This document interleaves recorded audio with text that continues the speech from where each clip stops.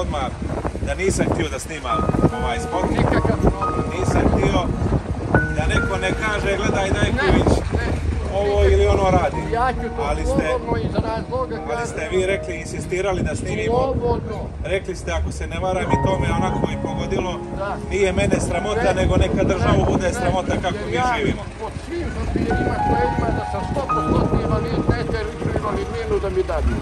Eto, to je taj problem. Drva kao skromna pomoć i ništa više od toga. Za mene je jedna velika pomoć,